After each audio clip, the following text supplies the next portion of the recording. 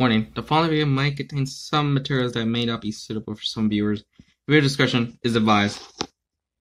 It was a fairly standard Friday evening at GameStop. Had somehow convinced my dad to buy me a video game, so with a regretful glance at his wallet and a sigh, he lead me into the store.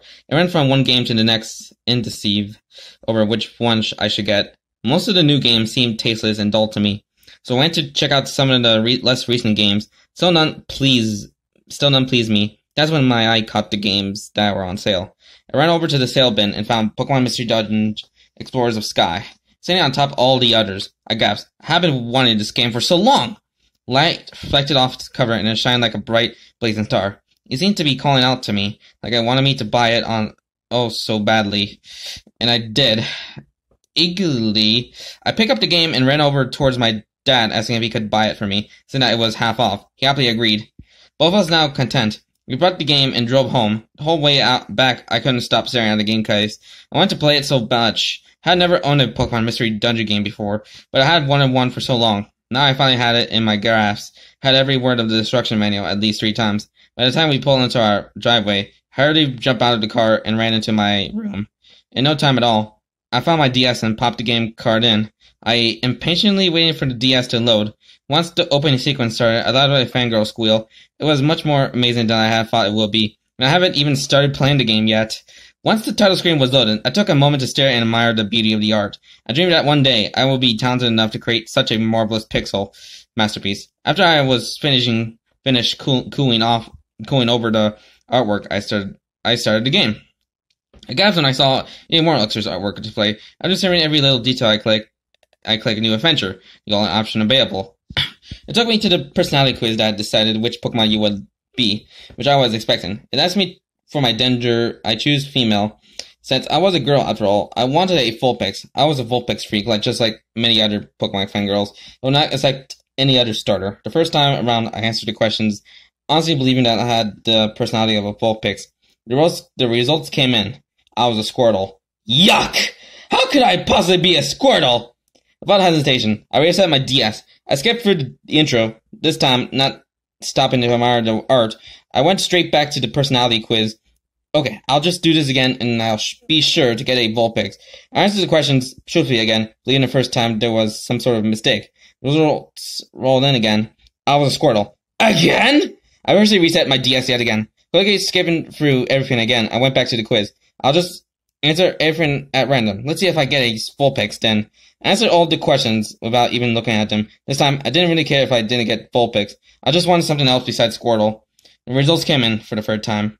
Squirtle. Gah! I shut my DS off and pouted I wasn't going to play through my dream game as a blue turtle. I wanted to be a majestic flaming fox. That's when it hit me. Oh god, yeah. Oh yeah, god, I'm such an idiot. I ran into my computer room and opened the internet. I click on the address bar and type in man's best virtual friend, google.com. How to get Vulpix and Pokemon Mystery Dungeon Explorers of Sky. Enter. I said the words aloud as I typed them into the search engine. As I released, as I saw the answer to my problem standing right before my eyes.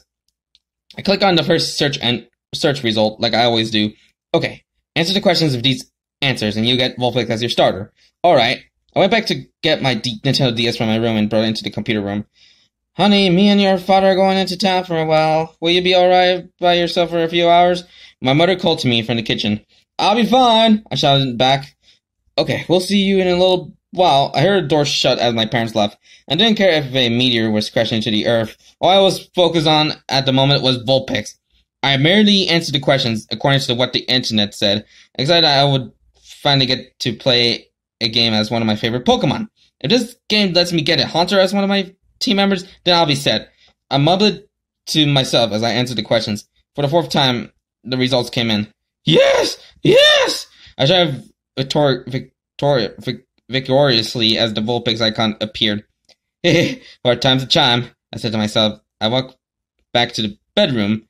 The game led to the next screen, where I got to choose my partner. I chose a male Shinx. For I thought the idea of a Vulpix x Shinx couple was just too adorable to pass up. I decided to name him Shadow, in honor of Shadow the Luxray, my main Pokemon in my Pokemon Diamond copy. From this point on, I didn't know what to expect. made sure not to read any spoilers on the storyline. I wanted to be surprised at what would happen to me in the game, and I sure as hell was. After I had selected and named my partner, staggered form on the screen for a split second, but it was over as soon as I started. I didn't really notice or pay any attention to the strange incident. I just wanted the game to start already. After taking a brief moment to load, the game started up. My Vulpix was lying on the beach at sunset. Nothing unusual there, but something else made me catch my breath. My Vulpix looked as if it was beat up and dying. Brushes and scratches covered the poor sprite as it lay in a pool of blood. What? Why is there blood in a Pokemon game? I was answering myself. There was never blood in any Pokemon games. Then instead of worrying and getting suspicious like I should have, I got a little excited. Maybe Nintendo has finally decided to take Pokemon to the next level. A Shanks started to walk by my Vulpix, which I assumed was Shadow, but there was something strange about his sprite. Instead of blue and black, it was white and dark gray. Ooh, our partners got to be the special color. Obviously, to the obvious warning that something was up with this game, I started to giggle. This game was so much more exciting than I thought. When Shadow noticed my Vulpix, his sprite appeared shocked and ran over towards mine. A text box for him appeared. Oh no, oh no, oh no, oh no, oh no, no, no, no. He quickly walked up to my Vulpix and dragged her away as the screen faded to black. When the screen came up again, my Vulpix was alone in a dark cave with a fire in front of her. She stood up and stretched, then appeared to wince in pain, and fell down, shivering. Shadow then came back in a berry in his mouth, and dropped it once he saw my Vulpix was awake. I ran over towards my Vulpix, and a text box appeared. Please lay down, and don't move. Don't make any noise at all. Be as still and quiet as you can, or you and me will both regret it. My character stopped shivering. Good. Now don't you dare move a muscle. I shivered at how stare and muscle were in bold and in italics text. My partner seemed mean. He didn't walk back over to the berry, pick it up, and brought it back to my Vulpix. Chew this slowly and make as little noise or movement as possible. My Vulpix began to slowly eat the berry. After a few seconds, she had finished. Good job. Now quietly whisper your name to me. Oh, please don't be who I just know who you are. Please, please, please, by some miracle, be someone else. I found it odd how my partner's tone changed mid-speak. I didn't really care. I found it amusing he had a split personality. A screen came out where I could select letters to type into my name. M-Y-R-A. I probably said the letters aloud as I typed in the name Myra. I felt proud of myself. I had come up with the net name myself, which I had most likely heard from somewhere else before, but I didn't care. I pressed enter and the screen faded to black. I expected the screen to open back up to the cave, but instead more static show up. This time it stayed there for about 2 seconds. It seemed to force me to take notice of it this time. I wondered if my DS was starting to screw up. I did have it for many years and use it almost every day, but the stagger faded away and I moved the thought to the back of my mind. Once the stagger was gone, the game was back in the cave with Mara and Shadow. My Vulpix looked up Shadow and slowly whispered her name. Shadow appeared extremely shocked and jumped backwards.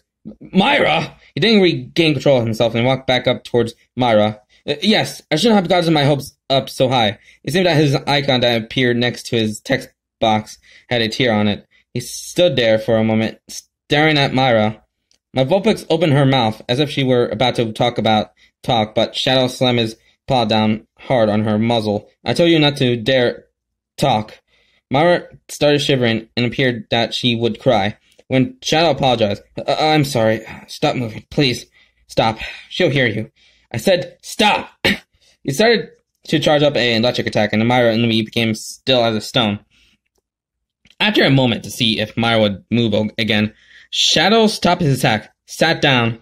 His sprite seemed on the verge of crying. Please, don't move. Don't talk. Don't speak. Don't do anything. Please, help me.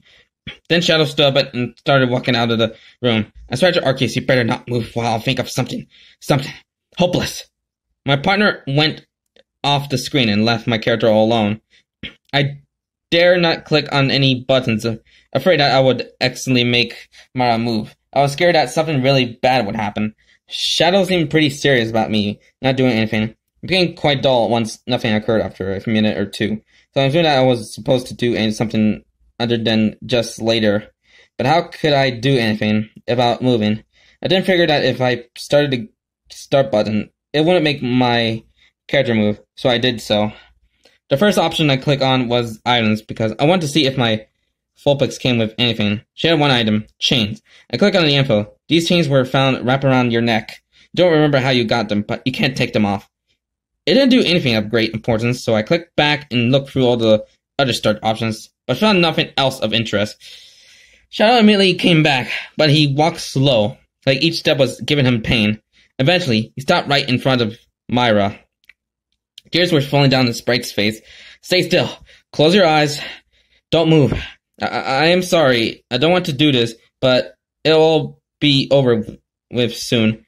He started to charge up an attack that looked deadly. Lightning sparked from his paws and lit up the whole room. Myra appeared shocked. Don't move. Don't, please. I promise. It will only hurt for a second.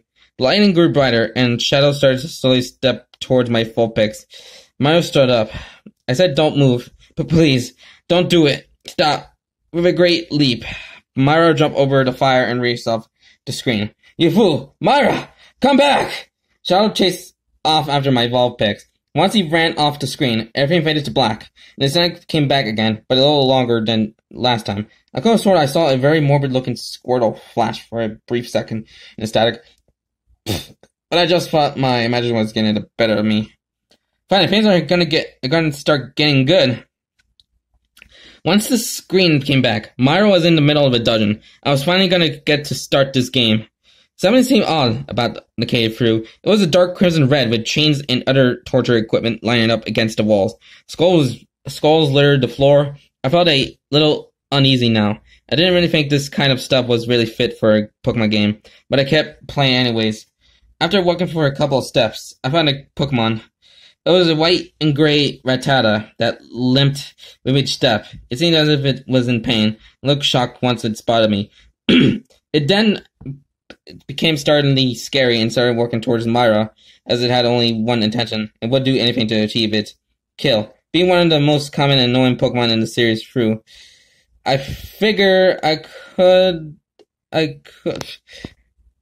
would take it out in one hit when it reached me through. It proved to be a challenging foe. It didn't deal much damage on me, but it took 5 whole turns to kill it off.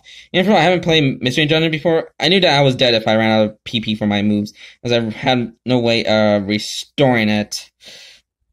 Thankfully, there weren't many other Pokemon, but as I went through each floor, the scenes got more and more disturbing. So Pokemon body parts started appearing on the torture equipment. The skulls appeared to have bits of flesh still clinging onto them.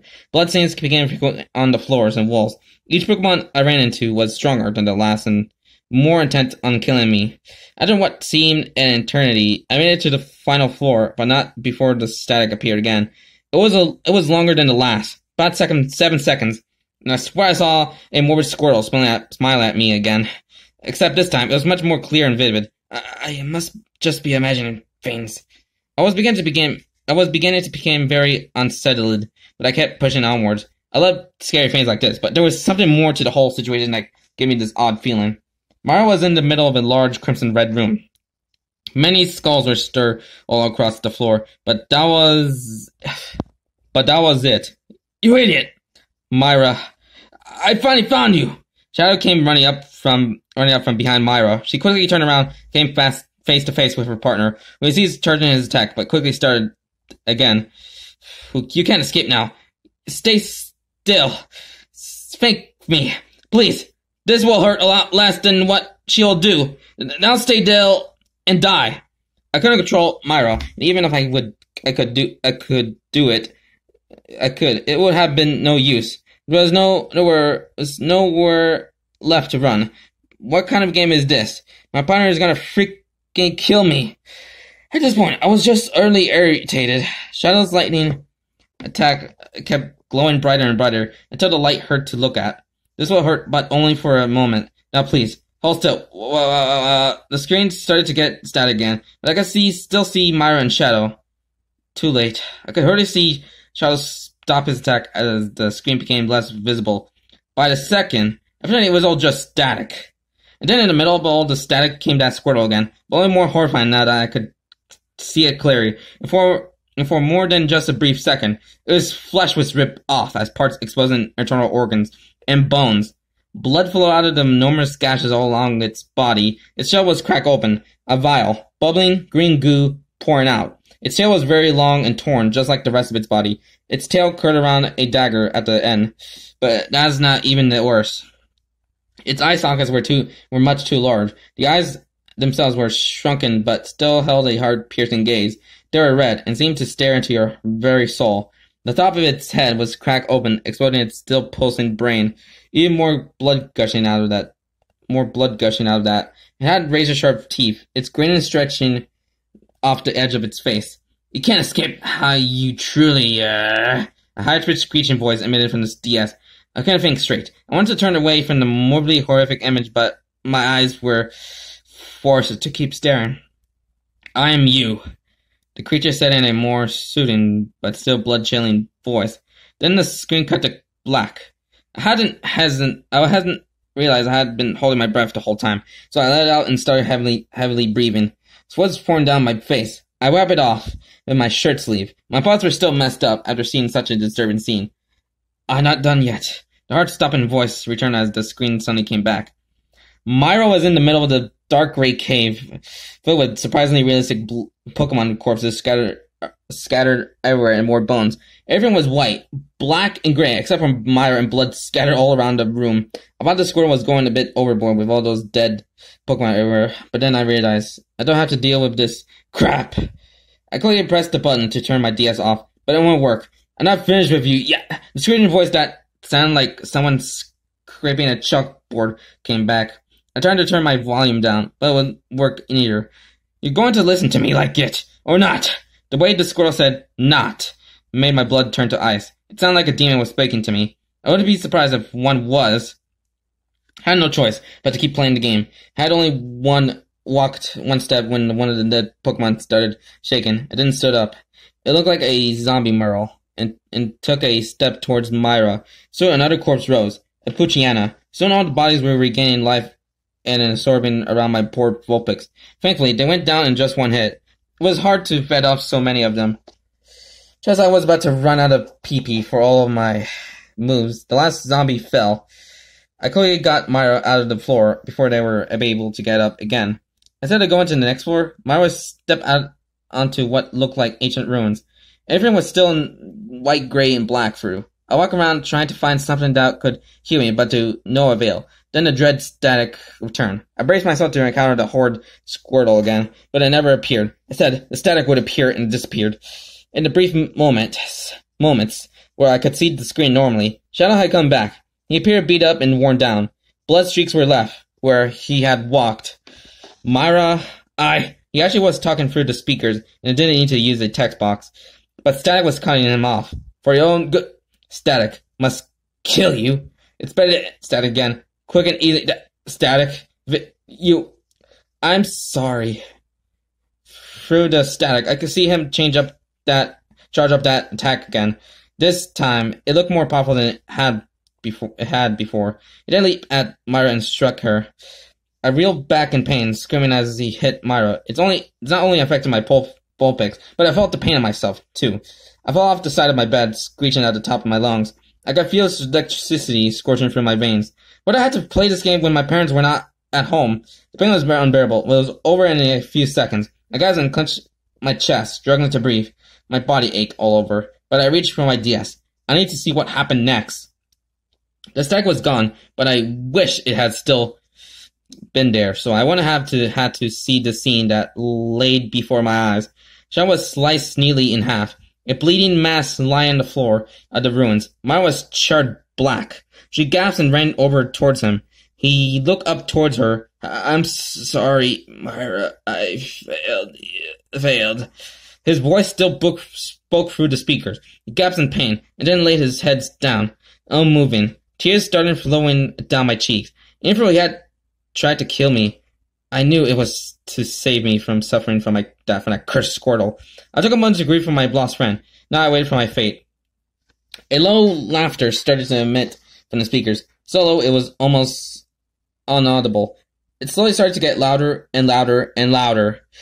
And it was so loud my ears were aching. Then it stopped abruptly. Something flashed by Myra at lightning speed, wounding her. I fell backwards as I felt the blow too.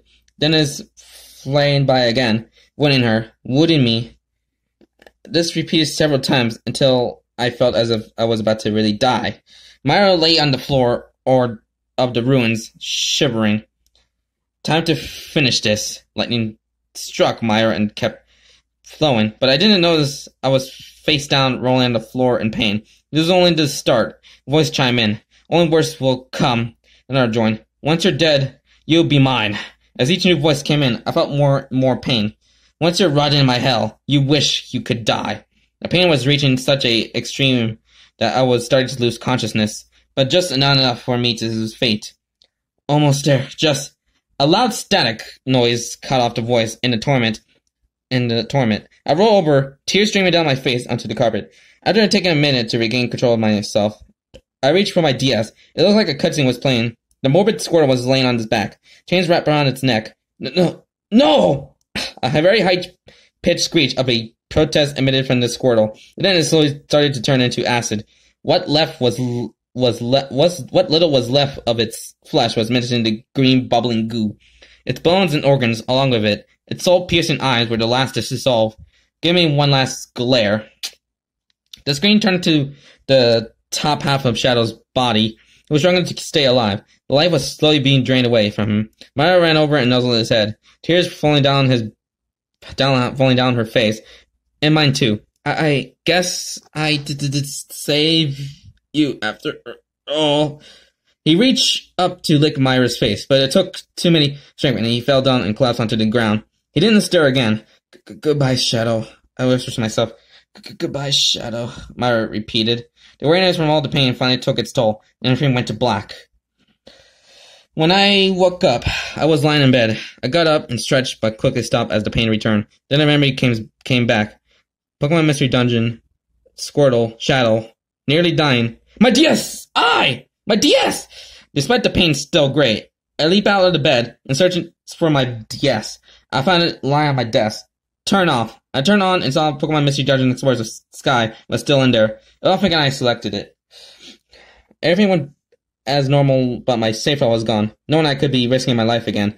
I click on New Game, skip the personality quiz, and show my Vulpix laying on the beach at sunset. Not bleeding this time. Shadow walked by, but he was his normal colors. The game did proceed as it normally should.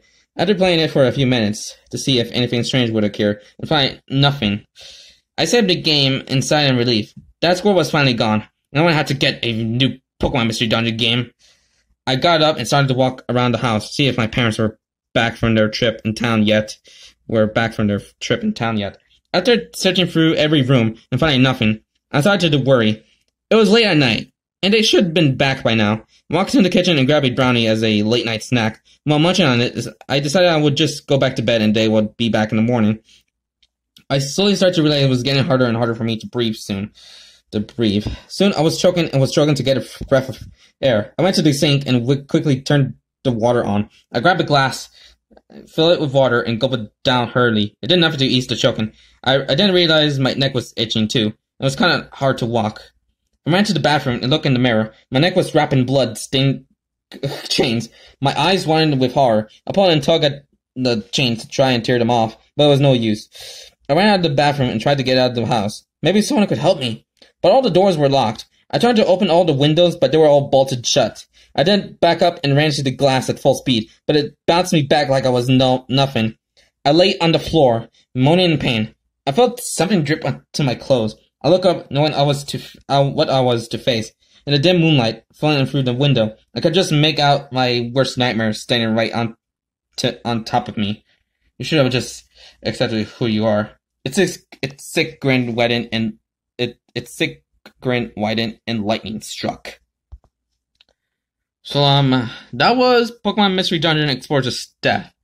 So it was a pretty iconic creepypasta, you know. Even though this is the original version, there's a new version which I think it's actually, many people said it's actually better than the original version of this creepypasta.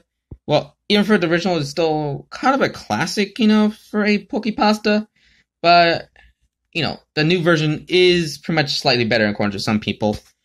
But, and also that ending is kind of a pretty unexpected, like, the main character, the main character, Myra, is pretty much trapped in the game. Like, damn, that was like one of those Goosebumps type of twists, or those Faster Fights type of twists, with the whole, the main character didn't have a happy ending, which is kind of dark and depressing, But, so, yeah, there's like a lot of some cliches, but overall, it's still a pretty iconic Pokemon creepypasta.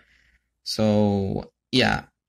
I hope you guys have a pretty good day, and see you for new videos like next week. So bye.